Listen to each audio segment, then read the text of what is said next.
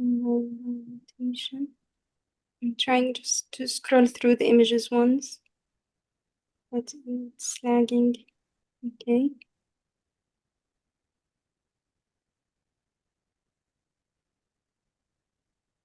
So there are multiple fluid-filled dilated small bowel loops seen at the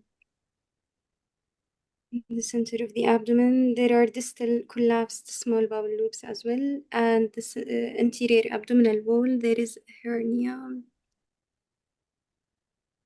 There is a periumbilical hernia with narrow neck. In my routine practice, I would measure it. With herniating dilated bowel loops, and the distal limb is collapsed. There is fluid surrounding the herniated bowel loop, but no pneumatosis intestinalis in the herniated segment or the pre-hernia dilated segments. I'm trying to assess if there is any differential enhancement. Also, the mural enhancement seems to be iso-dense, iso-enhancing.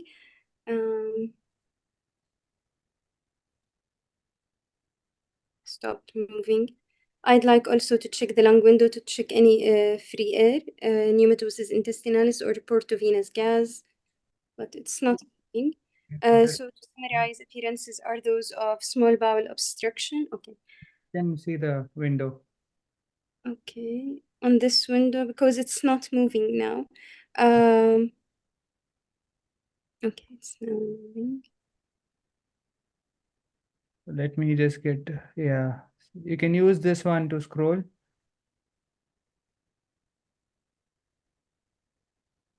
Are you able to scroll? No. Okay, okay. So I'll just go back to that the first. Okay. Okay, so there is no free gas. Yeah.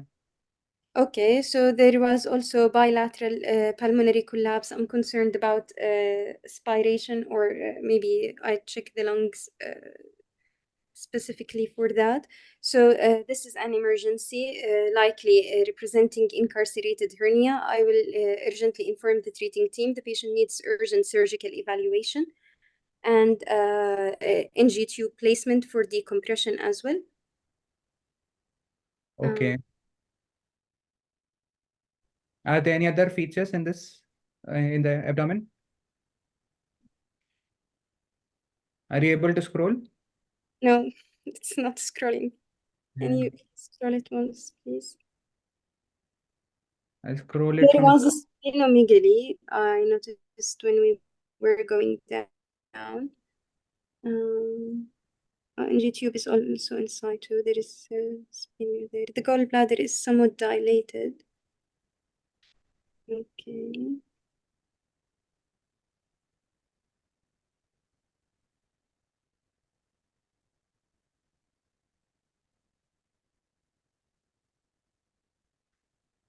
Okay, so so your diagnosis is Small bowel obstruction due to hernia, small bowel containing hernia. okay. First, Yeah, let me just 1 second. Okay, so the patient was taken up for surgery. This is the post-operative CT scan. the first day post-op. Yeah, this is the post-operative scan. So could you see and could you see? Are you able to scroll? Yeah. I No, think just I think. stop and try to ask for control again. Okay, let me try. كل خميس اكو هذا سيشن.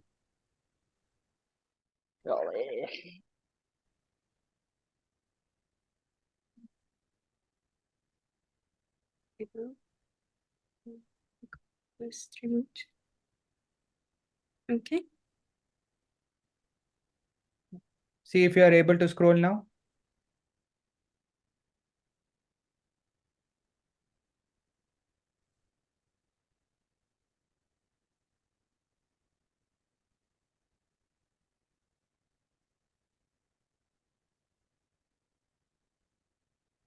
Okay. So there is bilateral atelectasis.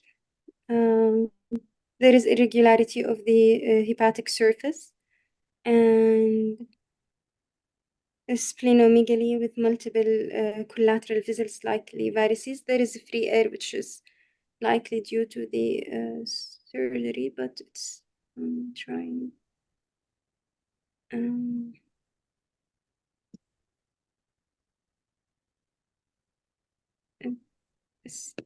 Appearance. Okay, going down once and going up again.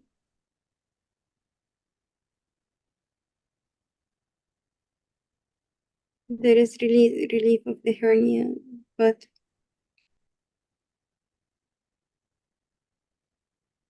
here is the cosecum, and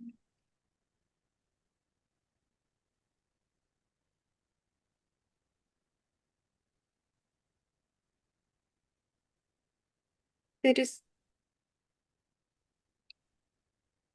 I'm trying to delineate the transverse colon from the air, but it seems like I'm concerned about necrosis in the colon.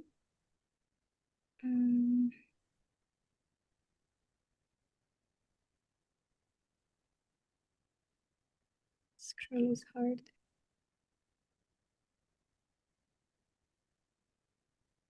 So there is now normal mural thickening involving the small bowel loops.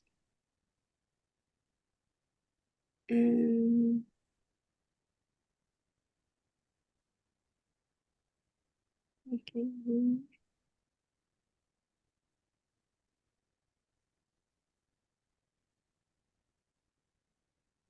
Okay, so anything else in the other than what you already mentioned?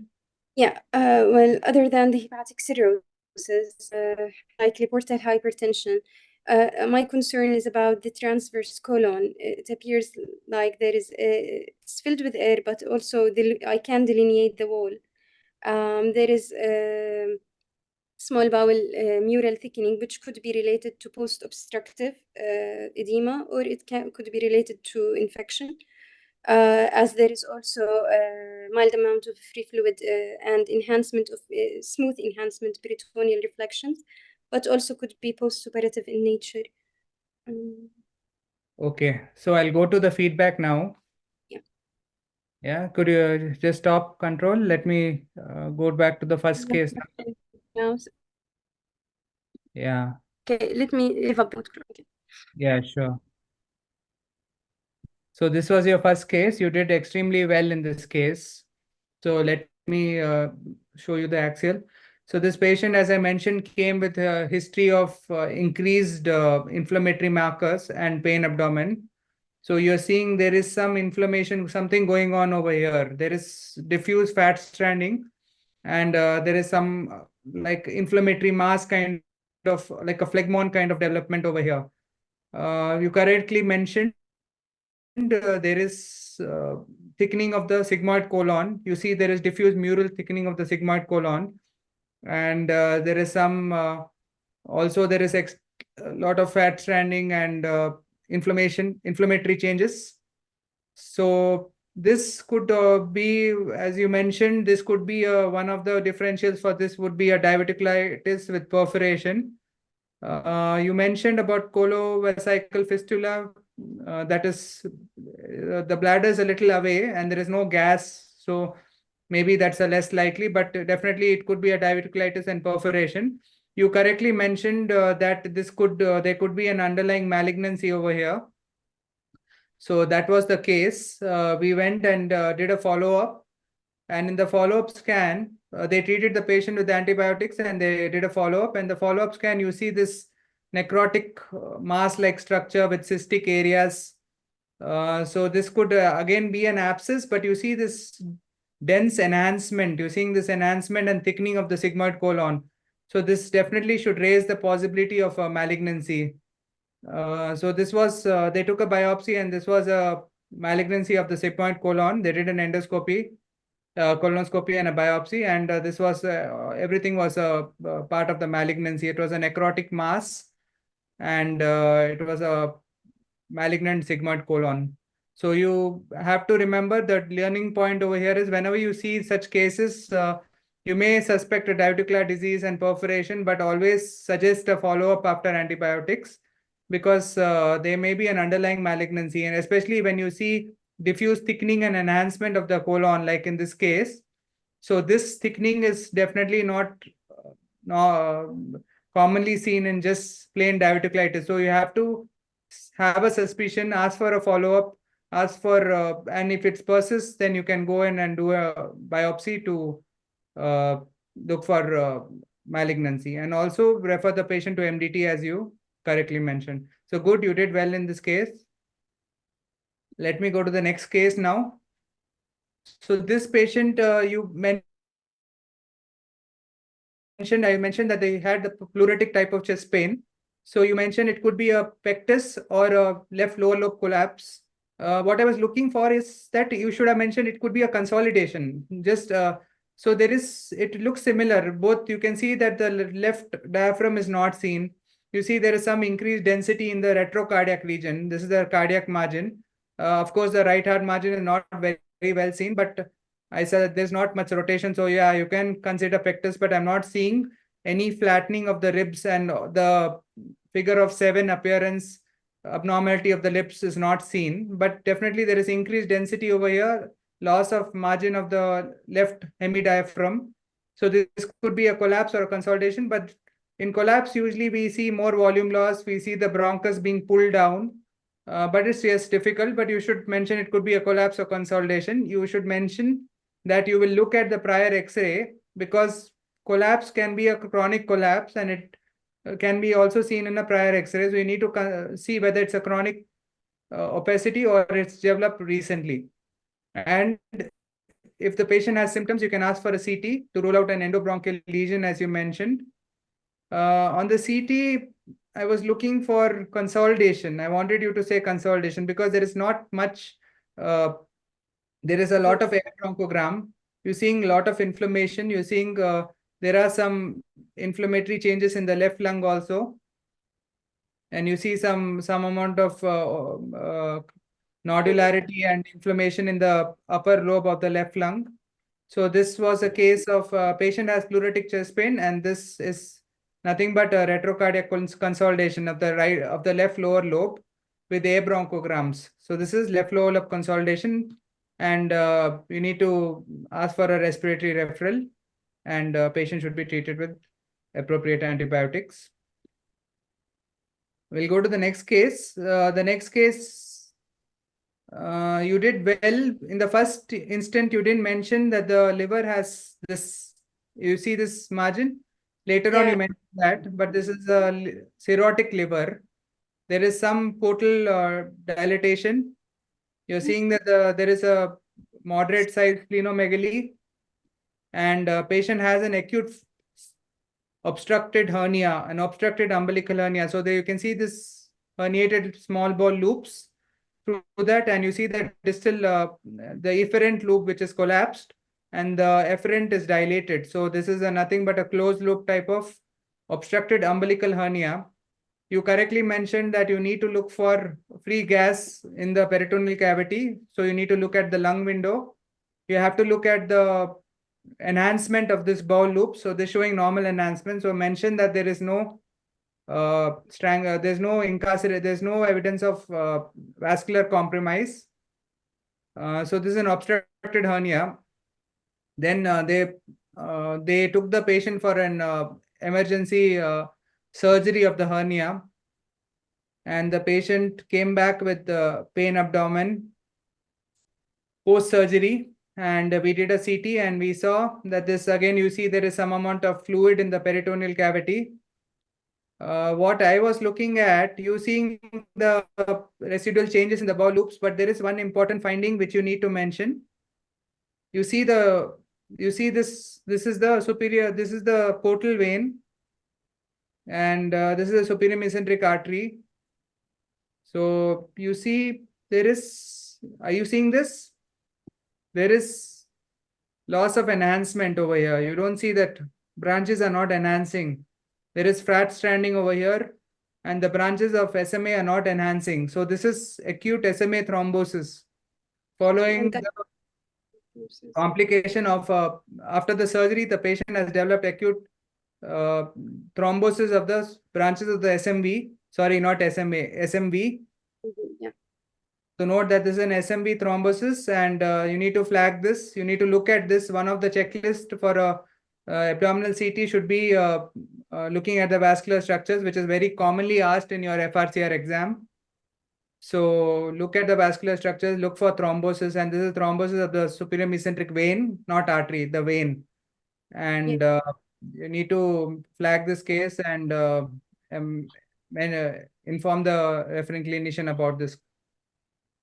So these are the three cases what I had given. Well done. You did very well. Thank you. We'll have the next candidate now.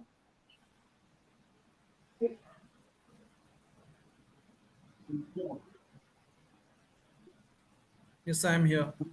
Okay, so can you request control? We'll go to the next case.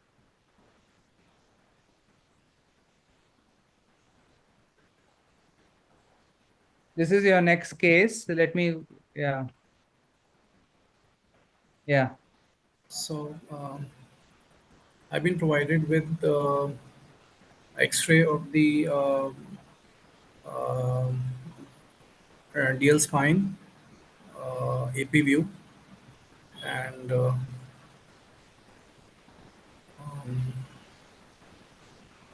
I can see that uh, that there is some there's some changes of thumb printing seen in the bowel loops. And besides that, I don't see any obvious abnormality in the spine. And besides that, the psoas shadows they look normal to me, and the visualized liver also looks normal. Although I can see some lucency in the right paraspinal location, just medial to the liver. Uh, um, which looks a little suspicious to me. And with this, I would like to know the complaints of the patient if the patient had acute presentation. I'd like to inquire about the history of the patient, and I'd like to proceed further with the cross-sectional imaging. Okay, we did you can see this. Okay, This is the so patient. same patient, sir. Yeah. Okay. So,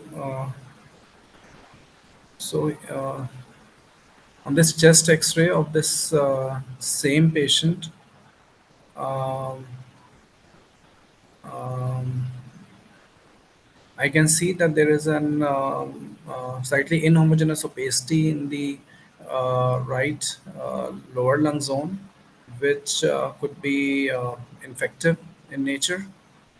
And besides that, there's no free air beneath the diaphragm. The spine looks, the underlying, the visualized bony structures uh, look normal to me. There's no obvious bony destruction, and there's no evidence of any pleural effusion or pneumothorax.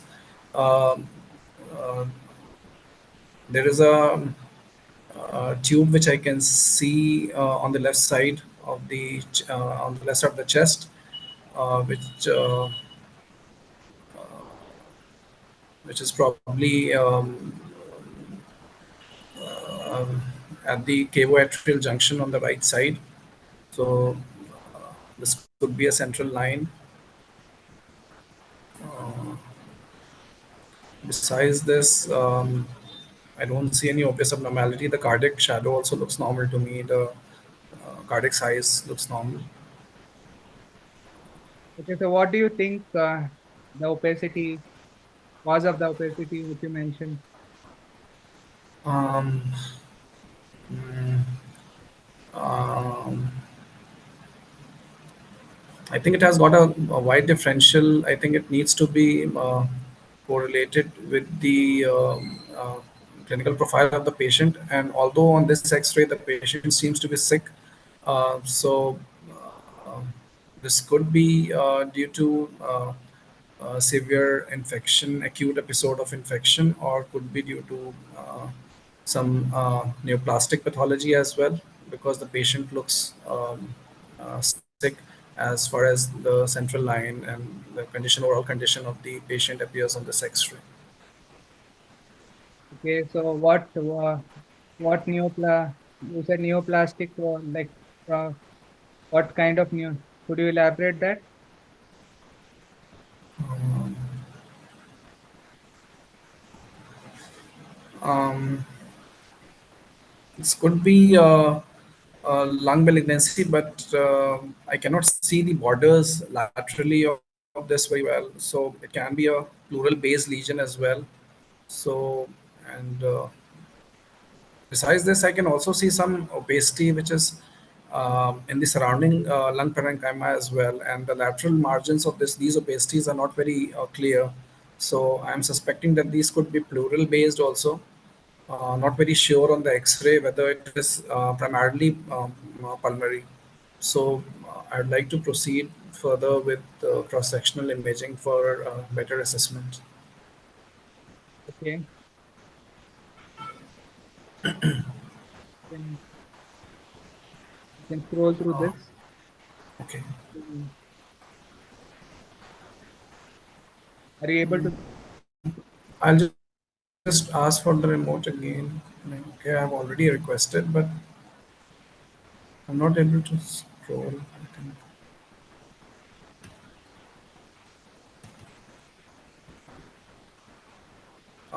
I'm not able to scroll.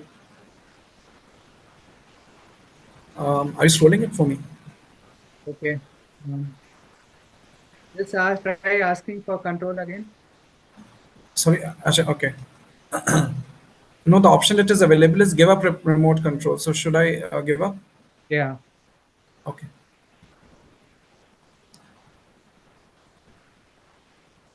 So, ask for control again.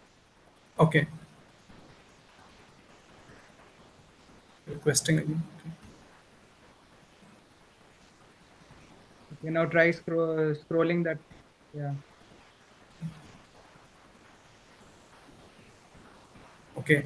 So I've been provided with MR images of the same patient, and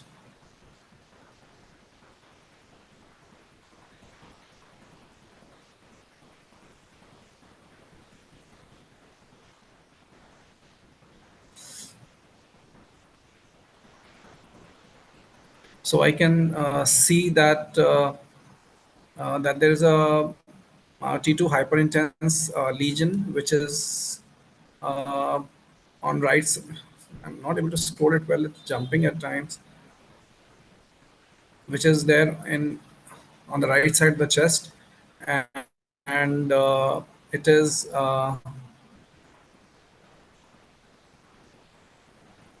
it is primarily centered in the superior segment of right lower lung lobe, and it seems to be invading the chest wall as well.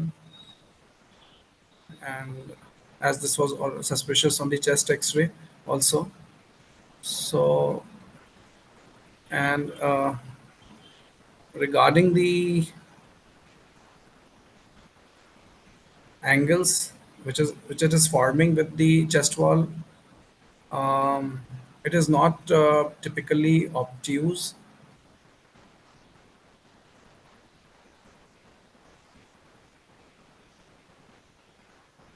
So,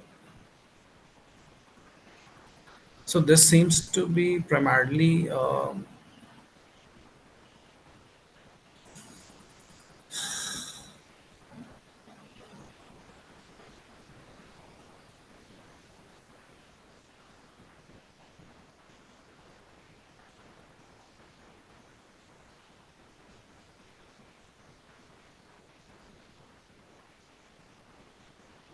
Okay, you can just concentrate on the lesion itself. So, what do you think? What are your differentials? uh, so. So since this is a T2 hyperintense lesion, can I have a look at one or two other sequences if they are available? Yeah, you would. Then, T1 and diffusion weighted. okay.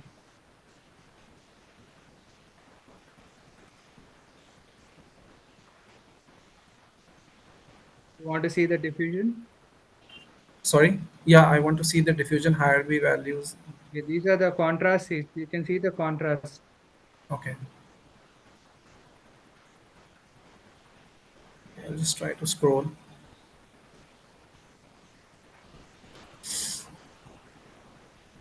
It's not moving.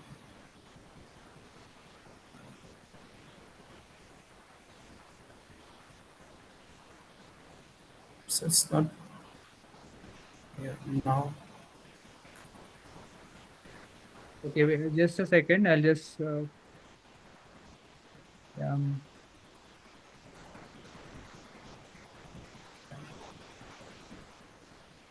okay. Um, are these the post contrast images? Okay. Yeah. Yeah. So, So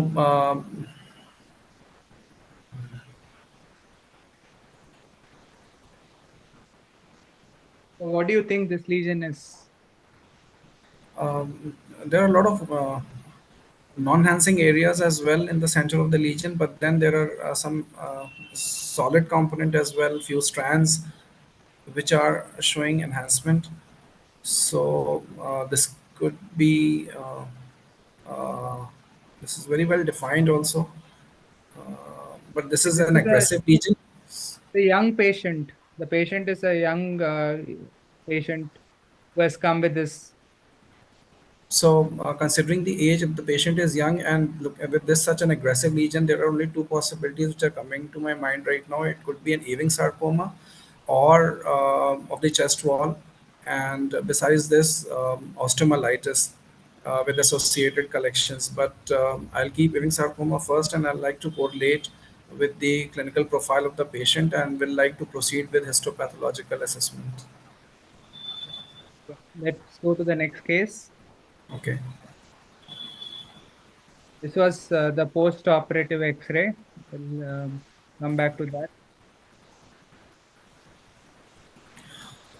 Okay. You can uh, let me just put the yeah. So these are the post-op. This is the post-op CT. This is a different patient. Your next Okay. case this is.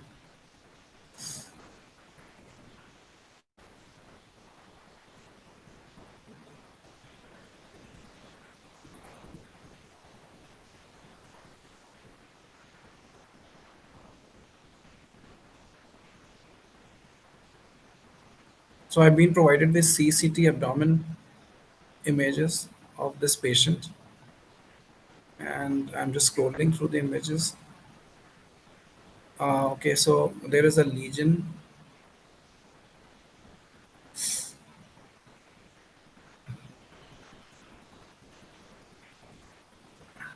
So there's a lesion which is there in right lobe of the liver, which is hypodense, showing mild enhancement. Besides this, I'm not able to see the GP. I think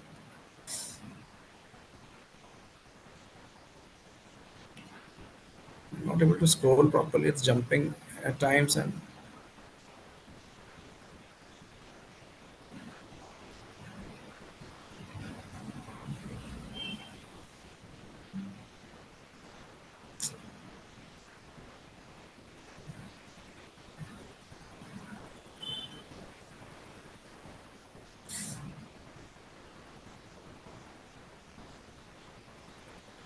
okay. So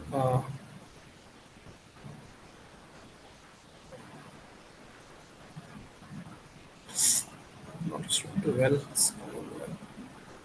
I've noted some thickening at the medial aspect of the cecum. I'd like to go back again to it to review it again and to look at the enhancement pattern. There's a cystic lesion on the right side, which could be a right ovarian simple cyst, as no obvious enhancing solid components are noted within it. And then I'm going up again just to look at the findings which were related to the bowel, which I noted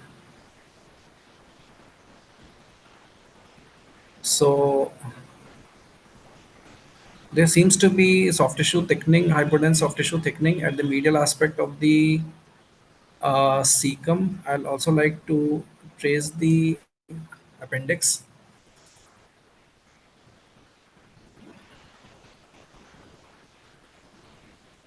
Scale. Just to be make sure. Okay, so this seems to be the terminal ileum only, and I'm not able to make the appendix. I think it is there.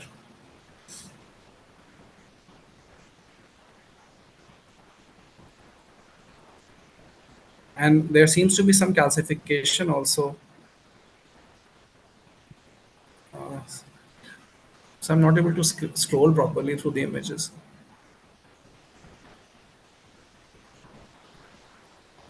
Um, okay, so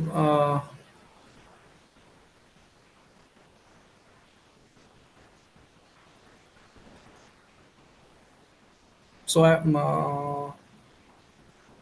So my final impression is that there is a soft tissue thickening at the medial aspect of the ileum. Sorry, medial aspect of cecum, which is involving the terminal ileal loop as well, and the IC junction. Appendix I couldn't see clearly, as I was not able to scroll properly. And besides that, there is a liver lesion in the right lobe, which is suspicious, which is not a cyst or a hemangioma. So. Um, um, so my first, so can I look at the coronal sections? Yeah, sure.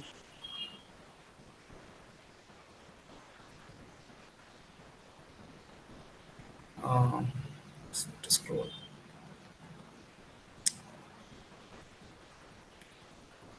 Again, it's not scroll moving. Okay,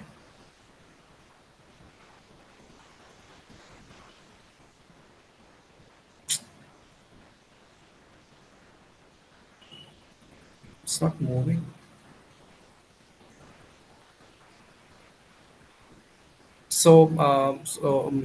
So this does not look like infective or an inflammatory process to me, because there is a significant amount of soft tissue thickening which I'm seeing there. So my first possibility would be this could be a neoplastic pathology with liver metastasis, and mm,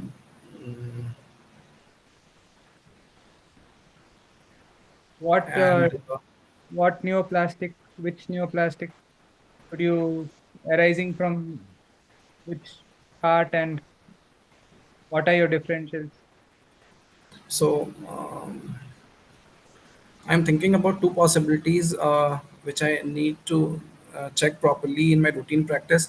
I'll try to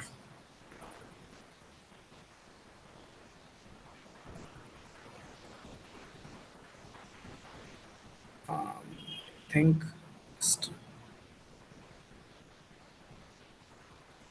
I'm just trying to delineate the appendix, because I'm also thinking about carcinoid also. But I would like to see the arterial phase liver then to look for whether it is hypervascular liver lesion or not, because in carcinoids there are hypervascular metastasis. And the second possibility which I'm thinking about is adeno-CA with liver metastasis, but I will definitely try to exclude a carcinoid with with hypervascular liver metastasis if arterial phase liver imaging has also been done. How do you confirm it's a carcinoid? Sorry, sir. How will you confirm it is a carcinoid tumor? I would like to look at the liver metastasis in the. I like to do arterial phase imaging. First of all, as far as CT scan is concerned, and otherwise, we can proceed for the nuclear scan, the octreotide scan also. Okay, this is an octreotide SPECT scan, SPECT CT octreotide. Okay, sir. Uh, Was post resection. They resected the tumor, and okay. they did a follow up after 3 months. So this is a SPECT follow up. They did a right hepatectomy and a tumor resection. So, but here again in the follow-up, I can see there are two You areas of. scroll and see. Could you scroll Yes, the? yes, sir. You can scroll the images. Okay, not scrolling. Okay, let me scroll it for you. Just Okay, okay. So there is another lesion in the liver, which I am now seeing in the left lobe as well. And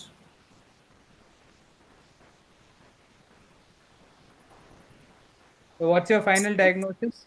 so my final diagnosis is a carcinoid with liver metastasis, and on follow-up, again the disease is still there, and it has maybe it's a residual or recurrent disease. It can be reviewed on the previous CT also, uh, whether it was there in the previous scan also and was missed. So, or it could be a recurrent disease. Yeah, okay. This patient had gone to a holiday. She's gone for holiday to Cyprus, and then she Okay, came back with some non-specific pain in the abdomen.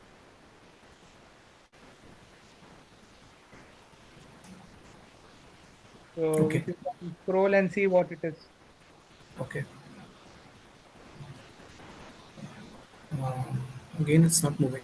I need to request.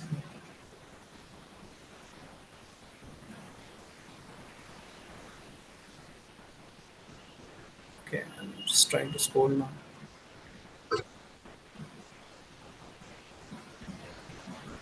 Un poco pareva sembra lei sapidamente. Mm. Uh, okay, I'm scrolling through the images now. So these look like to be post contrast.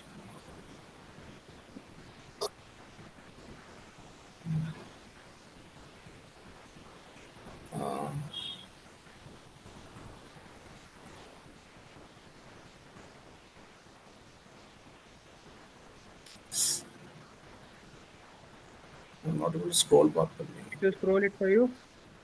Yes, sir.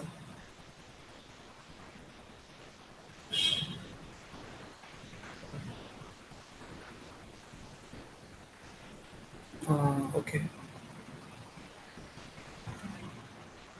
So I've been provided with post contrast images, axial sections of this patient, MRI images, and I can see of the upper abdomen primarily, and I can see some collection there in the region of I think second you go back a little bit, yeah. So in the subhepatic area near the gallbladder, I can see some peripherally enhancing collection uh, beneath the anterior abdominal wall. So, uh, and this seems to be inseparable from the adjoining bowel loops. And so, I think, I think these seem to be abutting the liver surface, but they seem to be inseparable from the adjoining bowel loops. And um, so can I see the coronal, which is post contrast?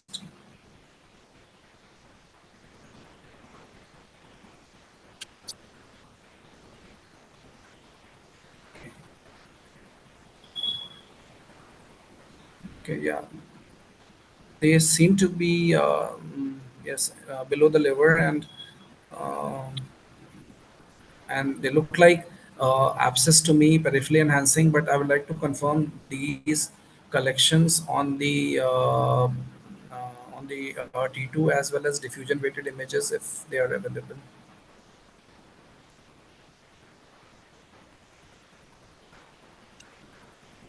Okay, so these are the T2 weighted images, and yes, these look bright, hyper intense on these sections, and I would also like to see whether they are restricting or not.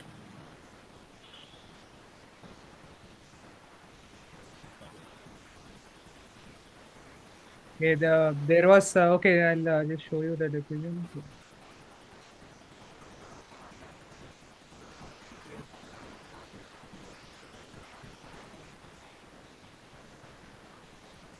Yeah. Okay, so there is intense restriction also in these. So this further confirms my diagnosis of abscess in this location, and and per se the liver looks normal to me. I will just like to review the liver once again for any IHBR prominence or dilatation, which was Okay. although not evident to me on the first look. Yeah. So what would you like to do now next? Um, um, Before that, I would I'll like show to, you, we have a CT also for this patient. You can look at okay, it. Can you scroll through? Or do I'll you try want? to. Okay. So if you can scroll me, that will be a little easy for me. Okay. So I've been provided with CCT images of the same patient, and the liver and gallbladder looks normal to me, and the findings which were seen previously are again noted here. And um,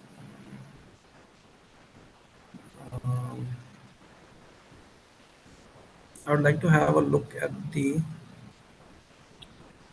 bowel.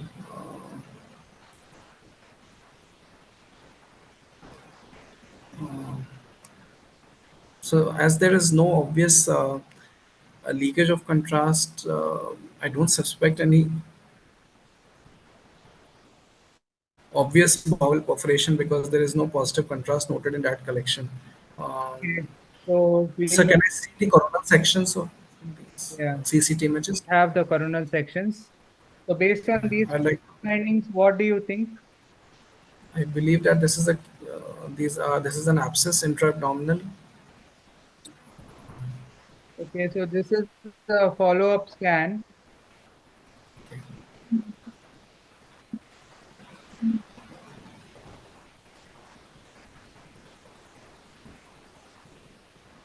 So in the follow-up scan, the collection seems to have largely resolved, and there's no free gas which I am seeing or any obvious bowel pathology, and no liver lesions which I can appreciate. I'd also like to look the pelvis if there is any. Maybe there is a little bit of fluid. I'll just like to see, but there's not much significant. This bladder, and I feel that this is largely resolved. Probably. So you think it's an abscess. Yeah. Okay, let's go to the feedback now. Okay. So the case number, the first case which I showed you, okay, let me just start with that case itself.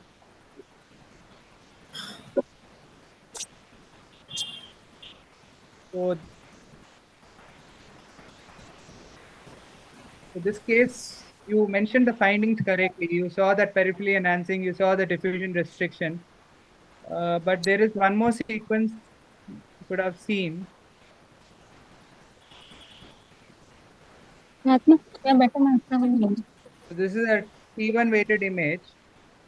Okay. So what you're seeing is you seeing there is a that collection which you mentioned in the subhepatic region. It is very hyper in T1 weighted image. So you have to see the T1 weighted image. This collection is hyper intense on T1. Coming to the T2 weighted image, let me just show you.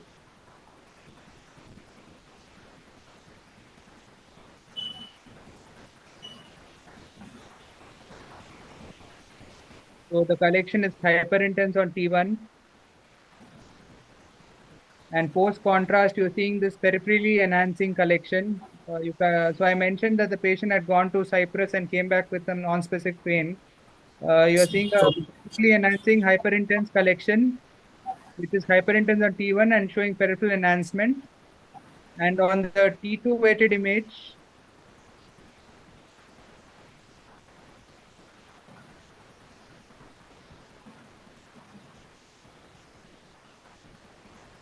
yeah, on the T2 also the collection which is seen in the subhepatic region is hyperintense. So peripherally enhancing collection which is hyperintense on T1, T2, and it should raise the possibility of a hematoma also along with an abscess. okay. So that is one thing you need to keep in mind. You seeing on the CT, you see the density of the collection. It is dense. It's extending along the liver margin. You're seeing it in the Morrison's pouch.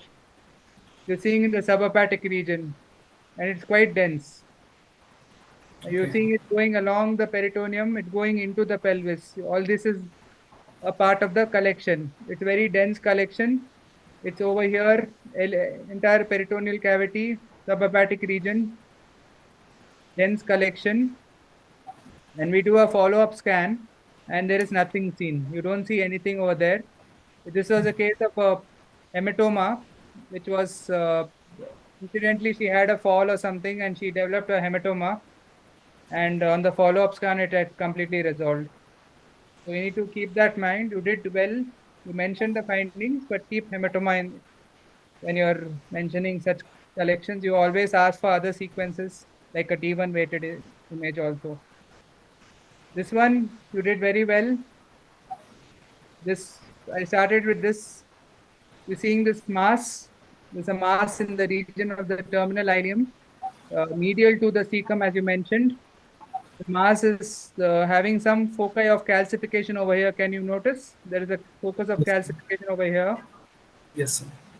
And on the axial sections, it's more or less an arterial phase.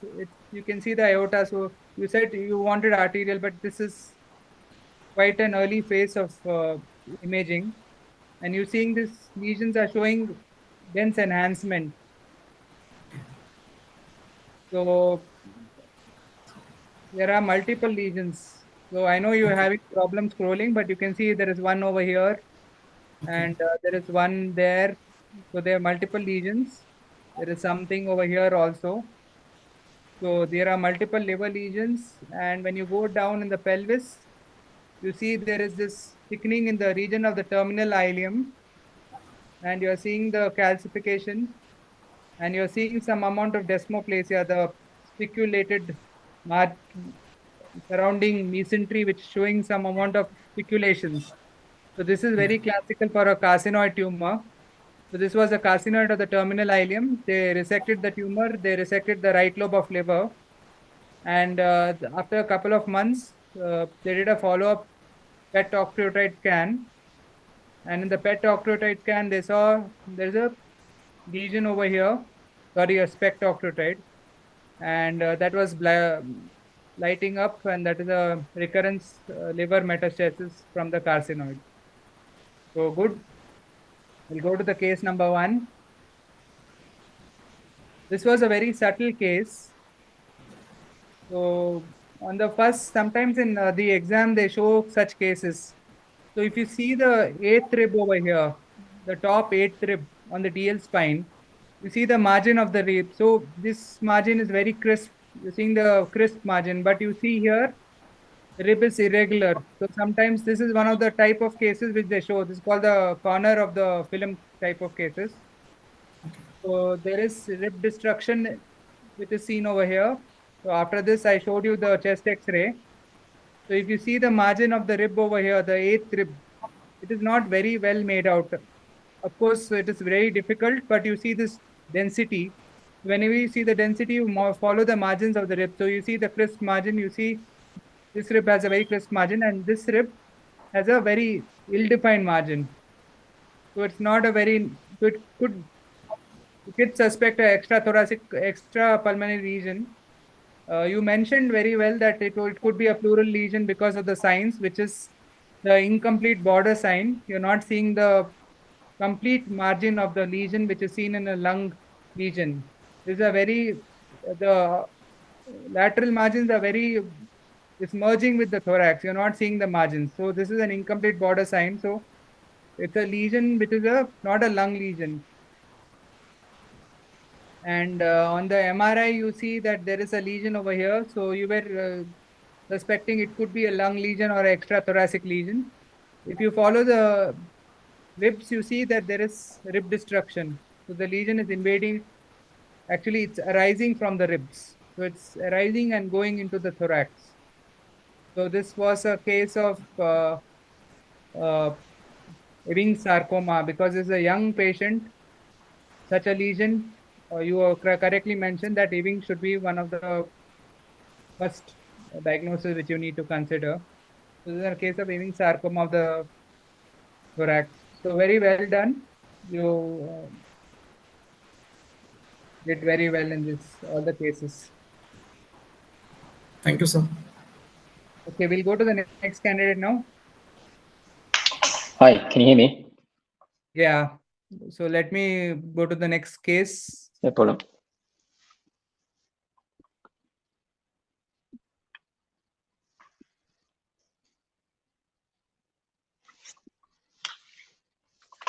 Yeah. So this is your next case.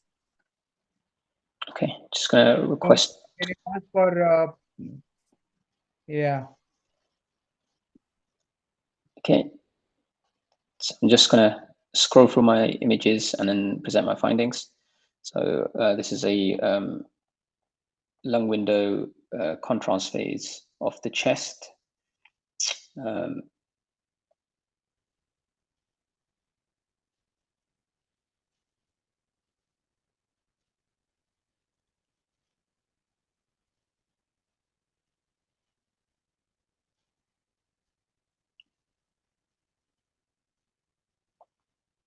Okay, so as I'm scrolling, I can't see any large filling defect to suggest any pulmonary embolism.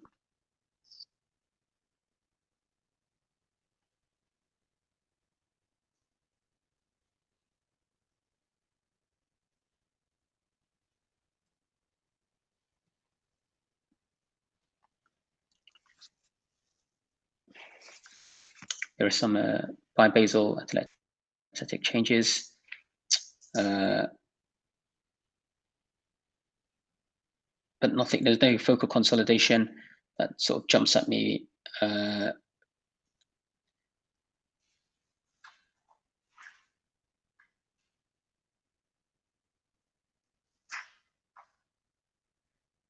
Can I get the history of the patient? I'm assuming this patient's potentially a smoker. I can potentially see that there is lucencies of both lung fields, trachea central, and I can't see any endobronchial lesion. The patient presented with breathlessness. Breathlessness. Okay, fine. Just gonna. Normally, my day-to-day practice, I'd also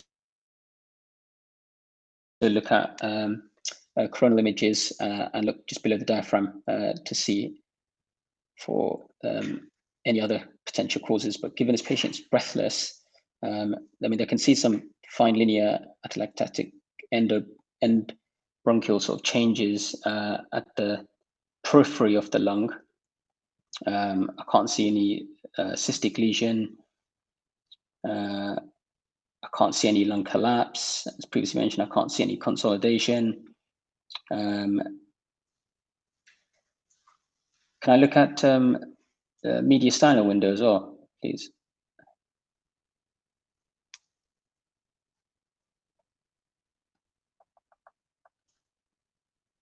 Okay, just trying to scroll. Okay.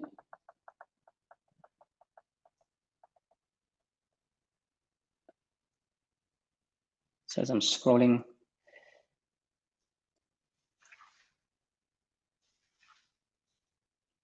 so as previously mentioned, I can't see any lymph nodes, and I can't see any mediastinal lymph nodes, and I can't see any large pulmonary embolism or any obvious filling defect.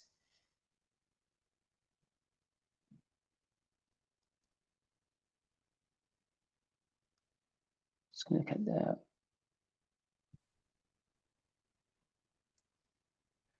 upper chest. There's nothing in the lung apices.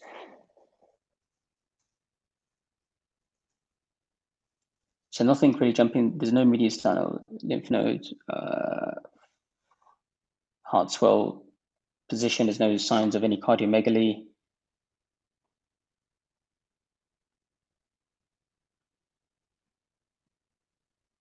Do you want to have a look at the coronal images? Yes, just before I do this, I'm looking just at this aorta, just seeing if there's if the contrast pacification of it is satisfactory. Just below, just at this position, just trying to judge if there is a mural thickening of the aorta, but that could be because of the contrast. Given I can't obviously appreciate any thrombus elsewhere. Is it possible to look at the coronal slices?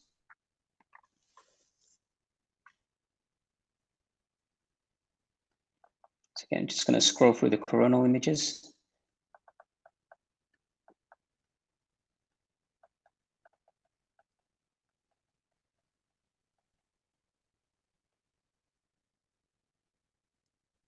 So these are thick coronal slices. Can I look at them in lung window, please? Do you want the lung window coronal size slices? Yes, please. Yeah.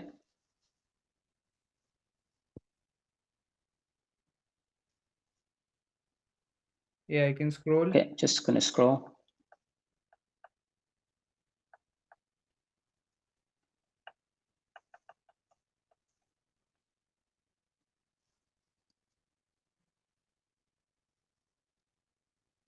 So I can't see anything under pleural bases. I can't see any irregular contouring. I can't see any pneumothorax. I can't see consolidation. I can't really appreciate any pneumothorax.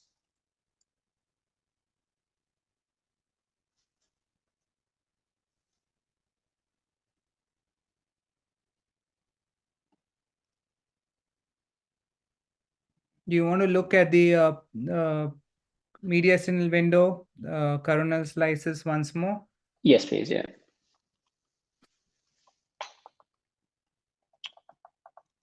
You said you mentioned some abnormality in the lung. So what At the cases here? at the peripheral base of the lung, basically, is what I'm thinking. So usually I'll be thinking about things like lung infarct, but I couldn't see any sort of, triangular shape. First thing I was thinking about is this an element of a pulmonary embolism? But as soon as I was following the segments, nothing was catching my eye in the main lobar branches, but normally I'd look at that in the axial slices. And these are the thick coronal slices at the moment, and nothing seems to be sort of jumping at me. Take a look at the axial again. Yeah, I'll have another look at the axials basically, and I'll follow the little elements of opacity that I can see in the lung bases and check if there is any sort of filling defect within the smaller subsegmental branches. Okay. Yeah, let me just put the thin slices.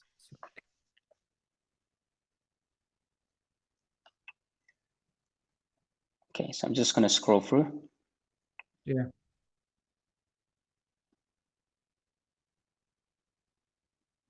So scrolling. So I'm just going to follow.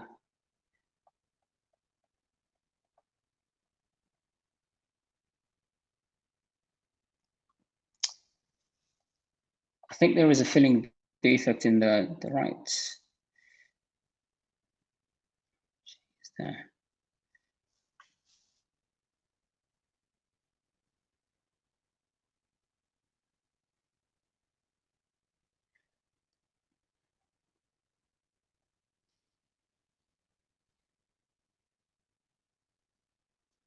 So essentially, I'm just looking for just some filling defects for any pulmonary embolism. Okay, so the patient had raised in D-dimer. Okay, so patients had a raised D-dimer and a short breath. So, I mean, there's no right heart strain. The pulmonary artery to the aorta looks at the same 1-to-1 level. Other reasons, could potentially be raised is, are we thinking about malignancy and so forth? But again, I can't see any lung masses. I can't see any mediastinal lymphadenopathy. We'll go to the next case. I'll come back to this later.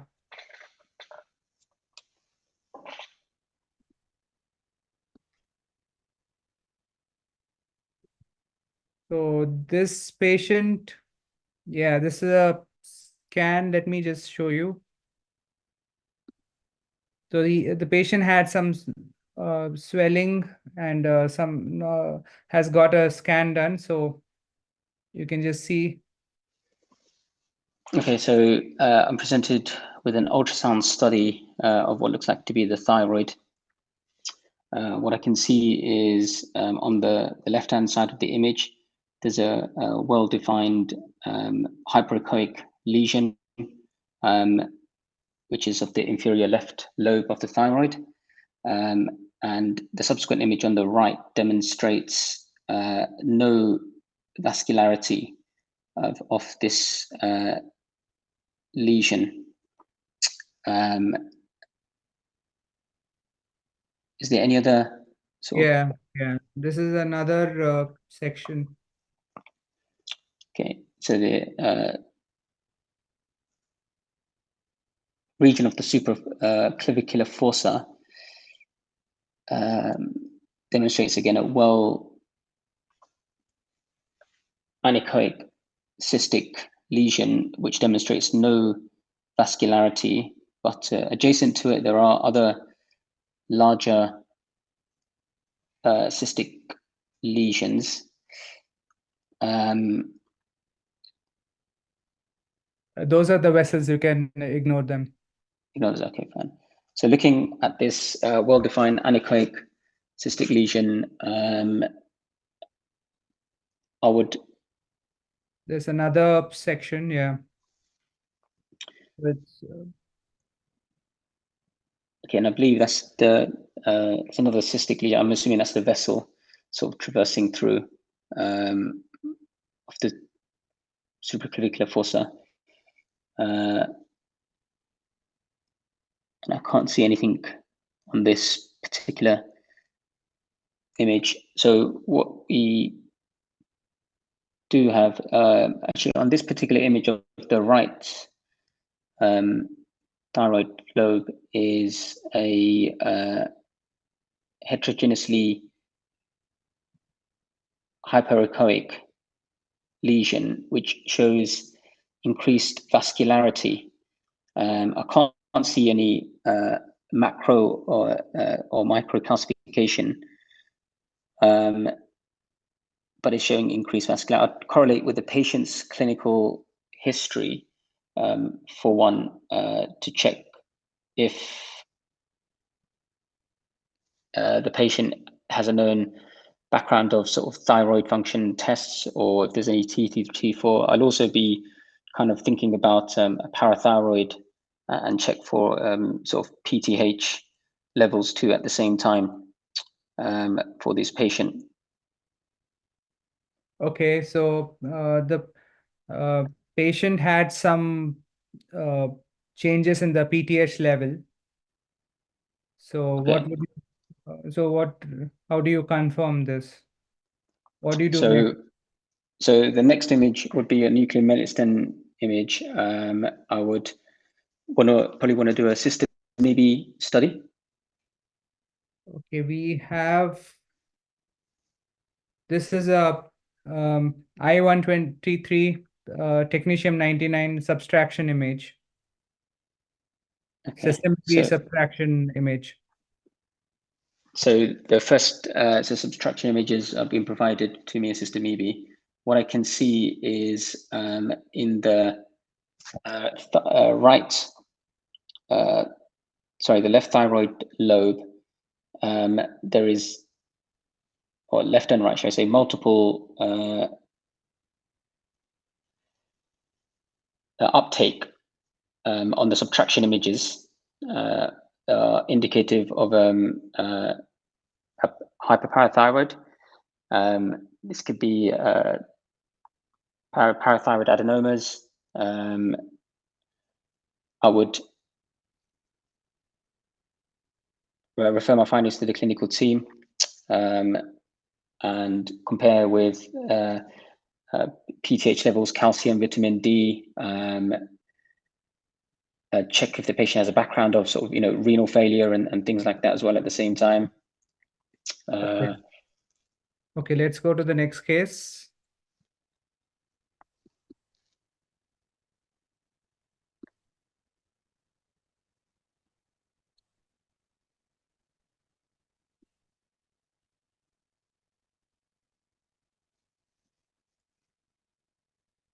Just a second. Yeah. Okay, so I'm presented with frontal projection, lower lumbar spine and pelvis images. On initial inspection of this film, I can see there is a dilated contour above the pelvis, which is in the region of the abdominal aorta. So I'm concerned for a abdominal aortic aneurysm. I can't see any other, apart from degenerative changes and so forth. I can't really appreciate any obvious fractures or anything like that within limitations of a plain film being provided. So I would, one, pick up the phone, call the referring clinician, see if their patient has a known history of a AAA. Given the size of this would need immediate vascular input. A CT angiogram of the abdominal aorta will need to be performed. And if the size is, I believe, above sort of 8 centimeters or so, this will need immediate intervention. But if not, then there are vascular pathways in place. Okay, you can, yeah, you can look at, you can ask for control. Okay.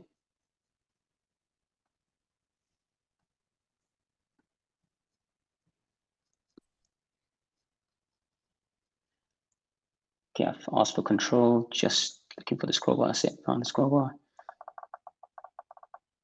Okay, so I'm just scrolling through the CT abdomen non-contrast. And this confirms my finding that there is a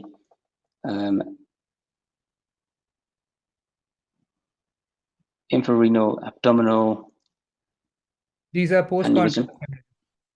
Apologies, yeah, post-contrast images, yeah, because the contrast density shows in the aorta is of different densities. I think this is an aorta-iliac aneurysm going on. Just the left common iliac is also relatively dilated. There's marked atherosclerotic disease. Just scrolling up, there is also a the right common iliac vessels are okay. Otherwise, so dilatation. There's no immediate sort of rupture that I can see. There is intimal sort of calcification with what looks to be a bird beak type appearance adjacent to the IVC. This is concerning for an impending rupture. I can't see any free fluid within the abdomen. So, and I just want to look for, I'll just look for other findings as well at the same time.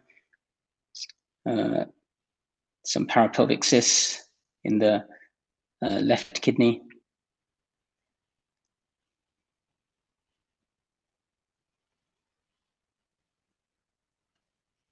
I'm just going to just check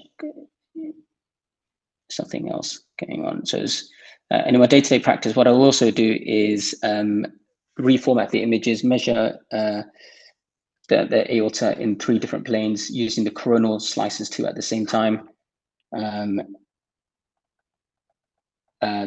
this needs immediate vascular inputs.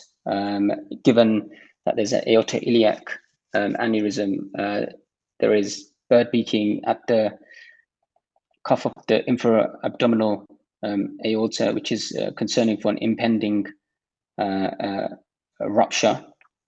There's no associated, just looking at the kidneys to check for any organ infarcts or looking for any bowel infarcts, which shows normal mucosal enhancement. And obviously, I'd also look for any free air in a bone window. Yeah, do you want to look at the bone window? Yes, please.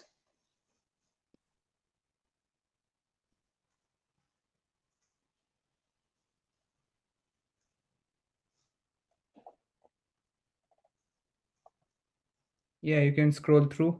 Yeah, just scrolling through. Okay, so there's some left pleural effusion. I'd normally want to check the Hounsfield unit of that just to ensure that it's not any sort of hemothorax or anything, but it probably will be simple. But so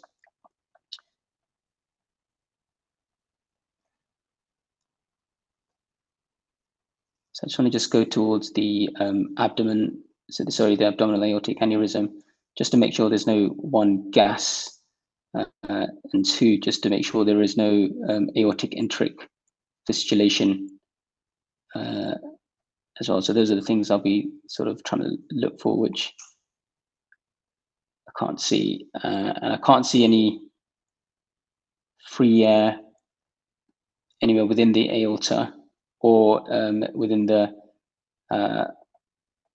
bowel to suggest any perforation. So now I'm just going to look at the sort of some renal sort of calcifications.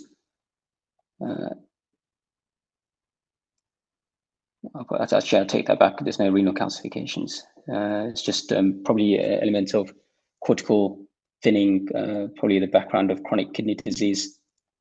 There's marked degenerative changes of the axial skeleton.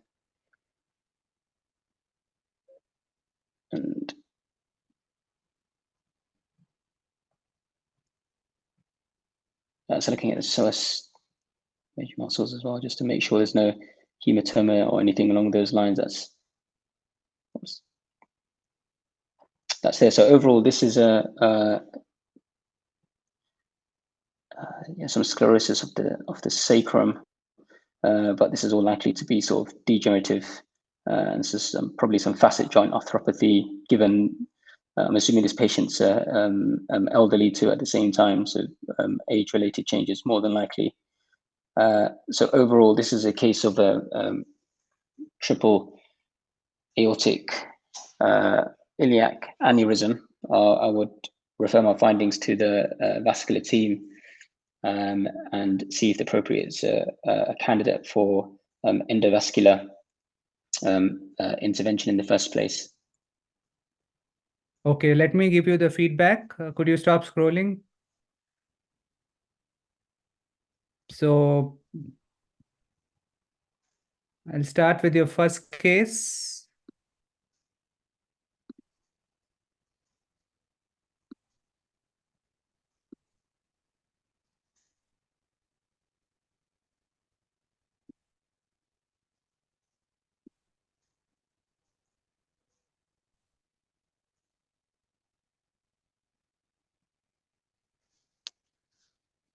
So this case, I was looking for, yeah, you mentioned you did very well in this case. You mentioned all the findings, and you can see there are some linear peripheral opacities which are seen in the right middle lobe.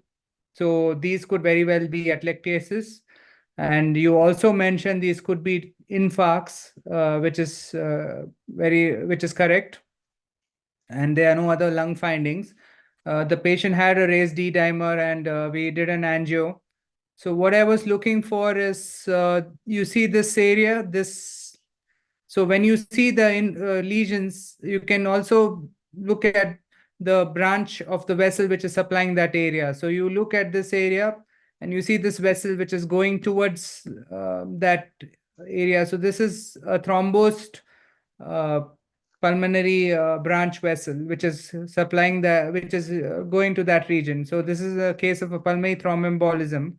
I know in the setting of an exam, it's quite difficult when you are scrolling through a case to pick up small findings, but it's good that you mentioned that you're looking for smaller lesions and smaller foci of embolism.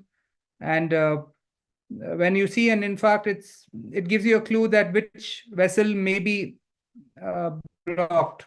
So you need to look, when you see the finding, you can trace the particular vessel which is supplying that area, and that would give you a clue that whether there is an embolism or not. And you can see that there is no enhancement in this vessel which is going towards that middle lobe. And this is a case of a pulmonary thromboembolism. So we go to the next case now. So the next case was the ultrasound case which I showed you. So you picked up, you did very well. This is the second part of the case. You see that there are lesions they mentioned the right supraclavicular fossa. You see this lesion, so this could be a lymph node. It could be uh, a small parathyroid adenoma. So these are the differentials. When you see multiple lesions in the exam, they probably won't give you a simple lymph node. So you're seeing there's a lesion in the inferior to the left lobe of thyroid. Of course, it's not showing any vascularity. Usually there should be a polar vessel which supplies it, which was not seen. But on another lesion, you could see this vessel which is supplying it. So this is a branch polar vessel which is supplying it. And you see there are some lesions in the supraclavicular fossa. So what I was showing is this is a longitudinal image, and you see the lesion over here, just adjacent to the vessel. And on the these are the cross transverse images. You're seeing this lesion. So these could be lymph nodes or adenomas. You correctly mentioned adenomas as the differential. And if you need to correlate, you need to tell that you need to correlate with the clinical history of the patient.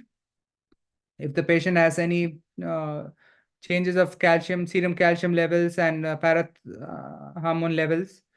And these are system EB scans. So compared to the plain system EB scans, the subtraction images have a higher sensitivity in picking up adenomas. So especially when there are small adenomas and when there are multiple adenomas, just a system EB scan, you may miss it. So what you do is you give iodine 123 and also technetium 99 system EB together. And when you give it together, the system EB is taken up just by the parathyroid glands, especially the adenomas. And the I-123 is taken up by the thyroid. And then you subtract the images. And on the subtraction images, you can see this. So you can see this is the one in the supraclavicular fossa and also the one in the inferior to the left lobe of thyroid. You see this uptake. And these are the parathyroid adenomas which were seen on the ultrasound. So in the exam, you may get some nuclear medicine cases such as this. Yeah. Now we go to the next case.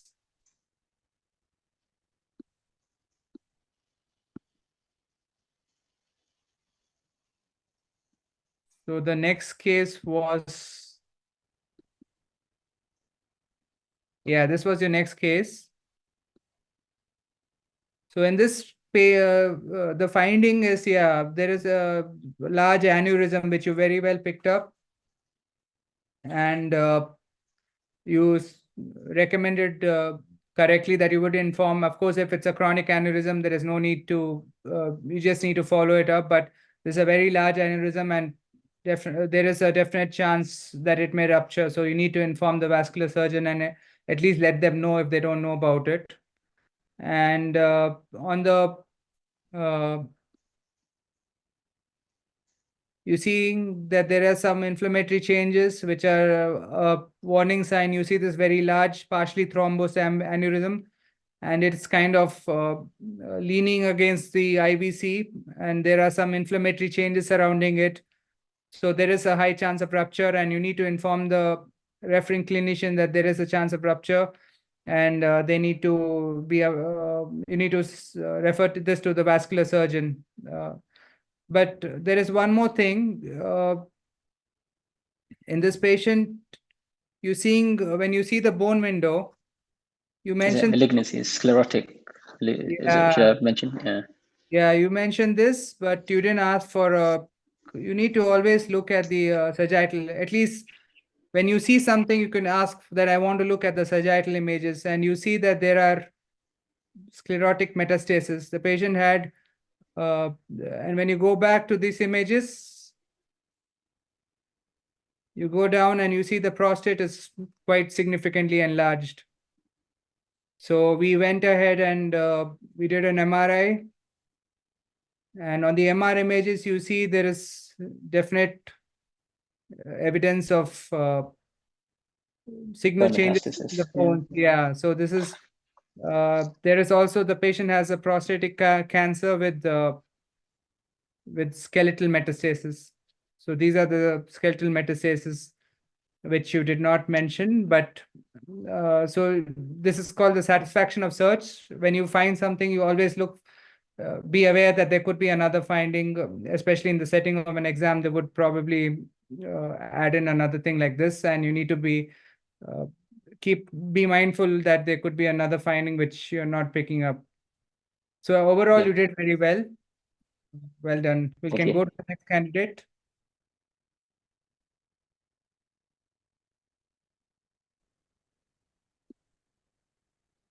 Do we Yes, have? can you hear me?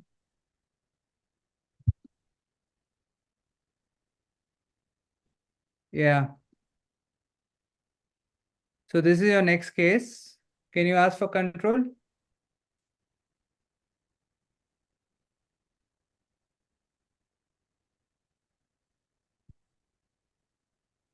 Yes, requested. Yeah.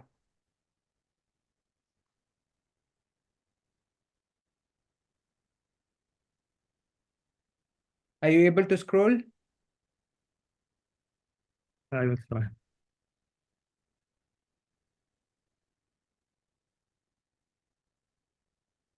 Mm. Okay, just 1 second. Let me go to the abdominal images. These are the thorax images. Yeah.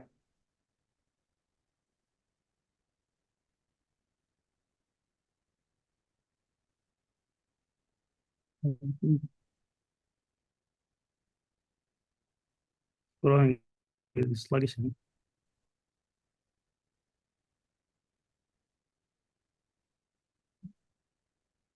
You can scroll using the red arrow on the top, Yep. the red square.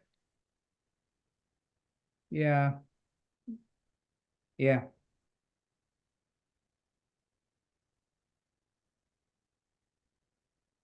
Yes, I am provided with a contrast enhanced CT abdomen, axial window, axial slide. Mm,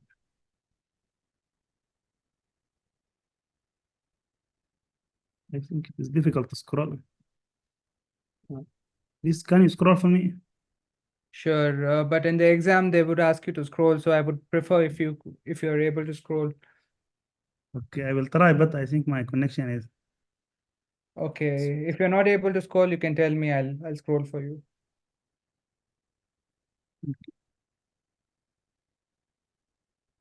Yes, this is a contrast enhanced CT abdomen. There is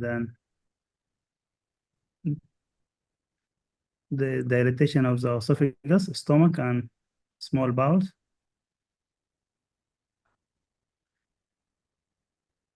You will scroll, or I can scroll. If you want me to scroll, I'll scroll. Okay. Okay. Do you want me to scroll? Yes, yes. Okay.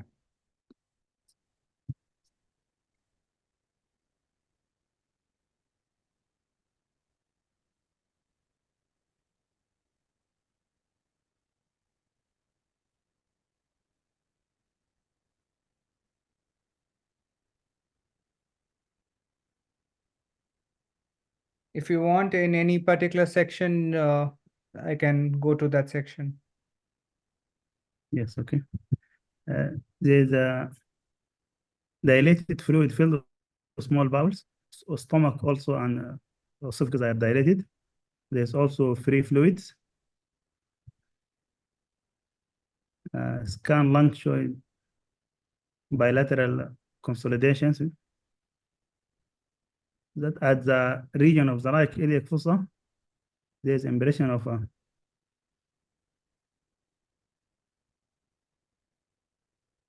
large soft tissue mass with a twisted mesentery.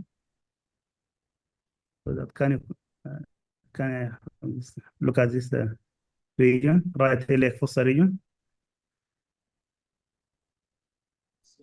I can't see your.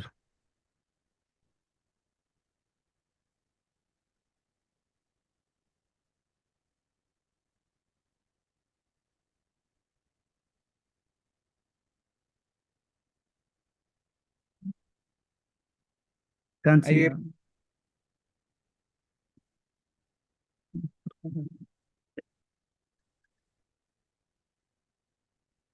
Candidate number 4, are you able to see the screen? Yes, I can see, but I think there is a delay. So that there is a thickening of small, there is a impression of soft tissue mass or bowel wall thickening with a twisted mesentery in the right iliac fossa regions.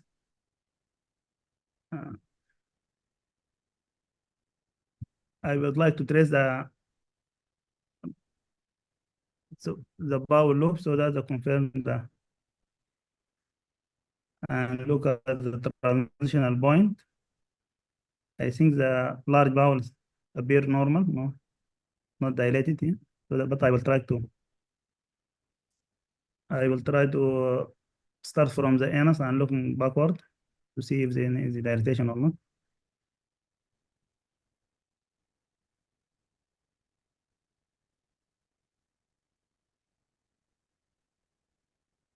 Yes.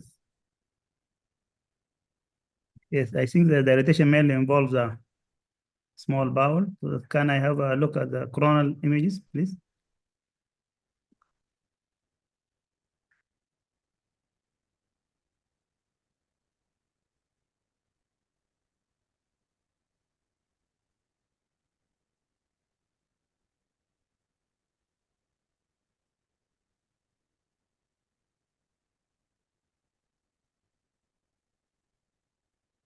I think the mass seen in the right iliac fossa representing a twisted cecum is giving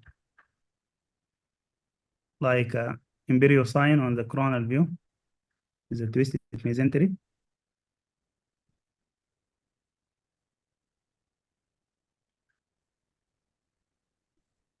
I would like to see if there's any free air or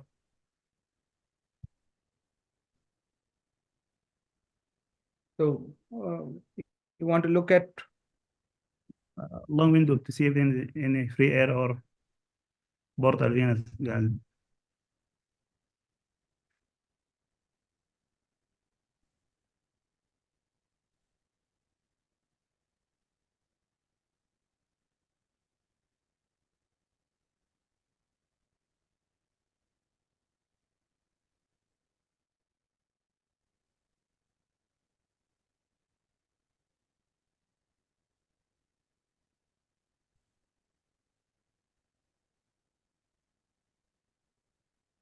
No evidence of free air on this image I can see, or air within the SMV or portal veins. If this is acute presentation, it's finding most likely to present a cecal volvulus with small bowel and intestinal obstructions. Other differential include neoplastic prosthesis, because I see thickening of the cecal wall with enhancement, is abnormal enhancement. I would like to review the previous images and clinical history for below. Okay, well, the patient has come with acute distension, abdominal distension.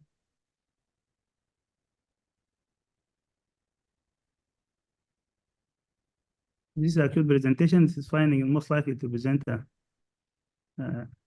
cecal volvulus with small intestinal obstructions. Okay, why do you say volvulus? Is there anything which points towards volvulus? The cecum on the coronal image giving the appearance of imperial sign or with a wearable sign of the mesentery on the right iliac fossa region. Okay. Okay, we'll go to the next case.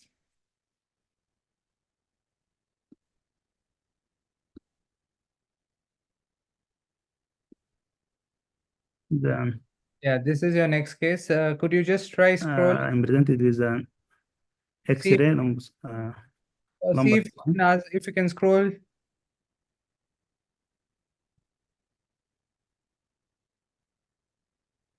I will try.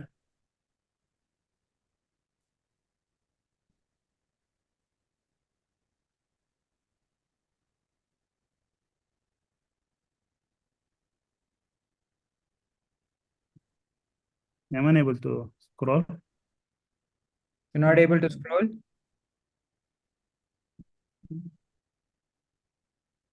I have a request. Yeah. I am unable. Okay, let me scroll it for you. Just stop scrolling, I'll scroll it for you. Okay.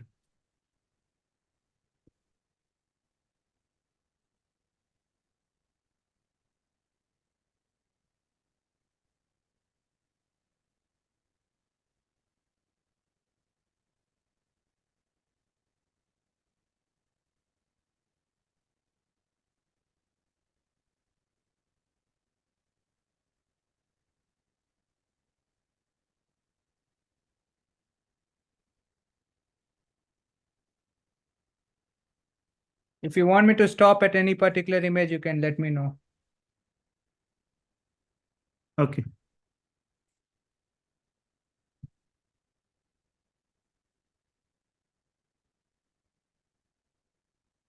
Can you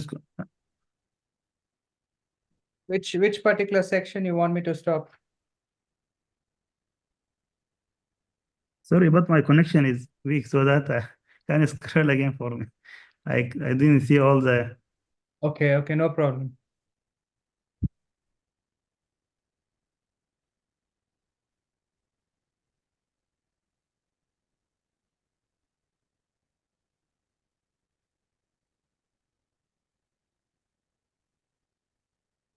The non-contrast axial CT brain.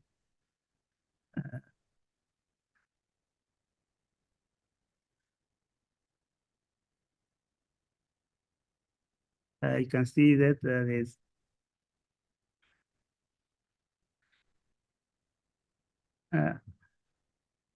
yes, as the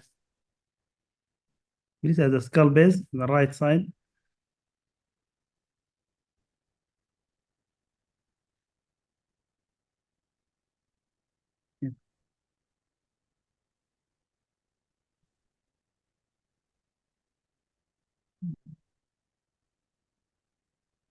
Yes, no obvious hematoma or acute infection. Both ventricular system appear normal, no evidence of hydrocephalus. At the skull base, right side, I think near the jugular foramen. Can I have a look at this area?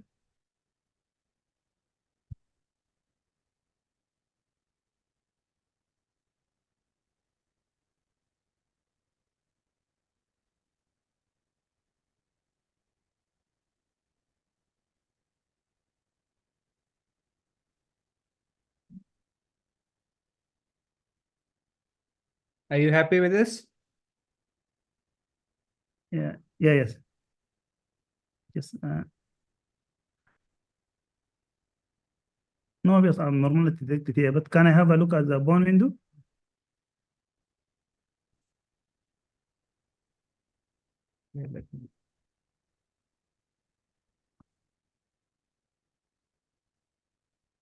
Okay, for the sake of time, there is nothing abnormal on the bone window. The patient has come with history of dizziness and some eye disturbances and headache. Okay.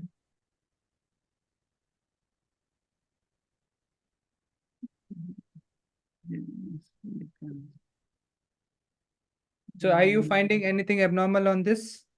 Yes, and the right thalamus appears slightly bulky compared to the left. There is an Yes, I think there is an impression of ill-defined mass region extending to the right cerebral peduncles.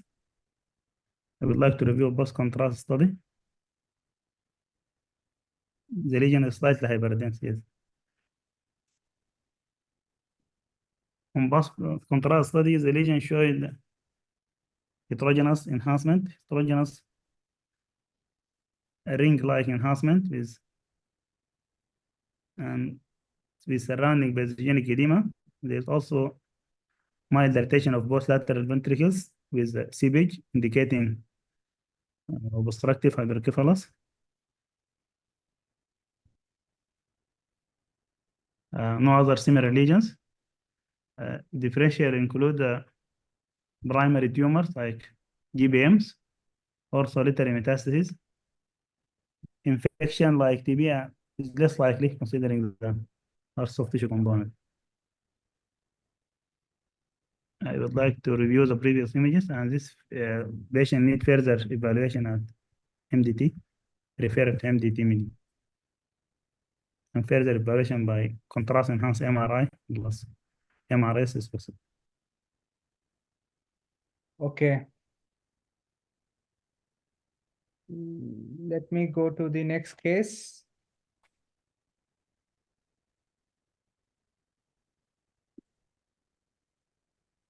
Yeah, this is the next case. Okay.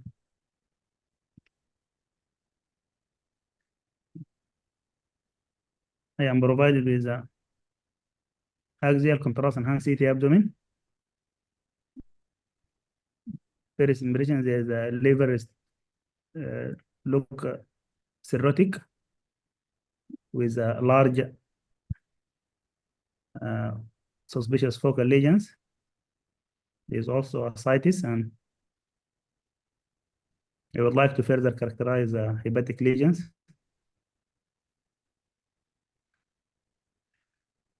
I think there is a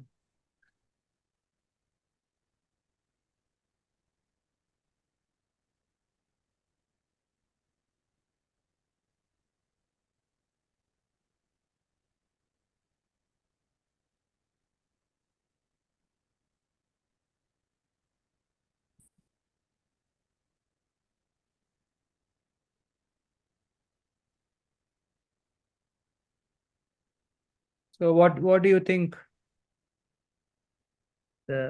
consider. I would like to further characterize by seeing it in the portovenous and delayed phases.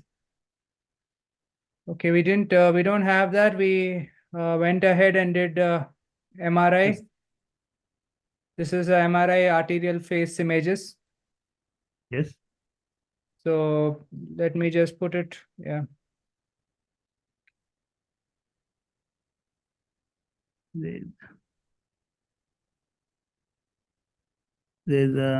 lesion shows heterogeneous enhancement, the arterial phase. There is also multiple small lesions in the yes. There's the largest one, I think, the segment 4 for me. So would you like to see anything else? Portovenous and delays, and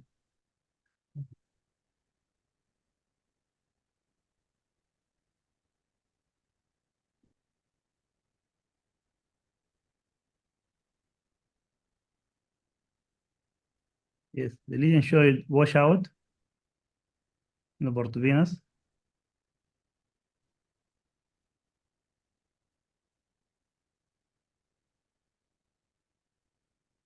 Yes. So what do you think it is?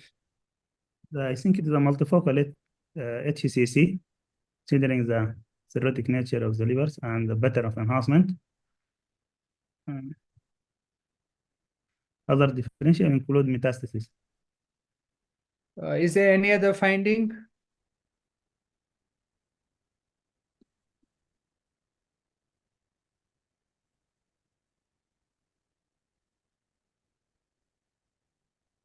Okay, let me give you the feedback.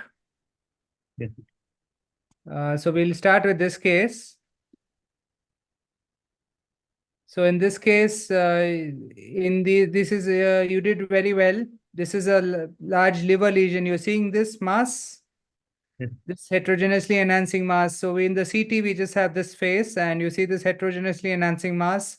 In the background, liver is showing some irregularity, so which is suggestive of cirrhotic. So when you're seeing a cirrhotic liver, of course, the most likely differential would be a hepatocellular carcinoma. So, Yes. but since there are multiple lesions, you're seeing there are some other lesions also. Your Yes. differentials would be metastasis. Yes. So hepatocellular carcinoma and metastasis. You see splenomegaly and features of portal hypertension. You mentioned that there is moderate or to gross ascites, but you have to see the portal vein. You see this Yes. Portal vein. tumor is From- going to the portal vein. You see the tumor, it's going into the portal vein. Yes. So there is a extension of the mass into the portal vein and multifocal liver lesions within a background of HCC. Then we went ahead and did MRI, and on the MRI arterial phase images,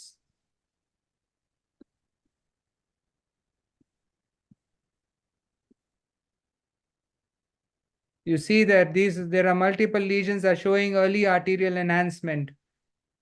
Yes. So they're showing arterial enhancement. You see that the tumor is going into the portal vein, so it's enhancing within the portal vein. So that's a tumor thrombus within the portal vein with multiple hyperenhancing liver lesions.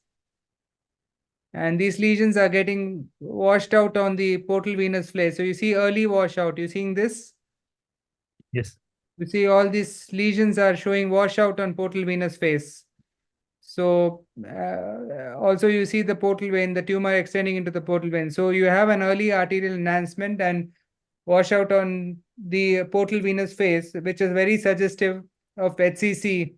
In a background of cirrhotic liver, it has a very high probability of HCC with tumor thrombus within the portal vein. The differentials, as I mentioned, would be hypervascular liver metastasis if the patient has a known malignancy, but in HCC, in the background of cirrhosis, HCC should be your first consideration. So you did well. Let me go to the next case. So this is a very subtle finding. On the non-contrast CT, you don't see much, but when you see very carefully, you see this lesion. So you see, compare the other side. Are you seeing the left side? And Yes. you see the right side. You see that there is some lesion. So initially, you did not pick it up because it is very subtle. Yes. Yes. But you need to see carefully, and you see some asymmetry over here, and you need to raise the suspicion that there is a so this case was missed by the reporting radiologist. Initially, it was reported as normal, but there is some asymmetry. If you carefully observe, there is some lesion over here with some hypoethnitic area within. We went ahead and did a contrast, and in the contrast, the patient has worsened. You see that there is hydrocephalus, which was not seen earlier. So the patient has developed hydrocephalus, and you see this mass is pressing onto the third ventricle. You see it's pressing onto the third ventricle and it's showing heterogeneous enhancement. So you need to, when you see this, you need to always look at the coronal sections, look for any brainstem herniation. So I don't see, there is no obvious brainstem herniation, but there is hydrocephalus. So you need to immediately pick up the phone and inform the reporting, the duty neurosurgeon about this. And it was a case of a thalamic mass with causing obstructive hydrocephalus. So unfortunately, this patient passed away. So let's go to the next case. So the next case which I gave you was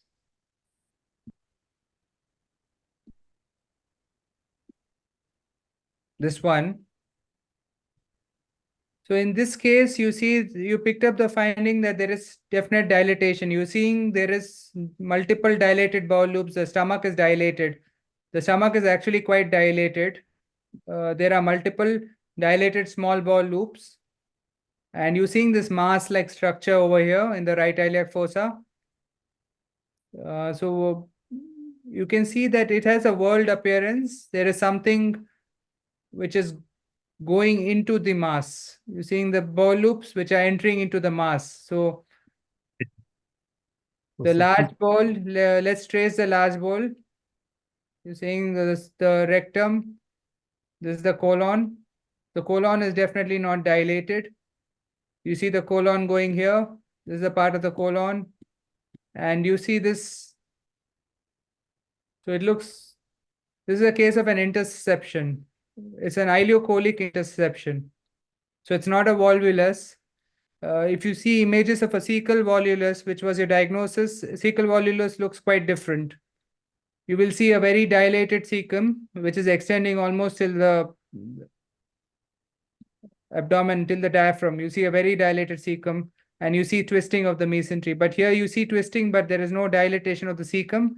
It's more like a small bowel entering into another bowel loop.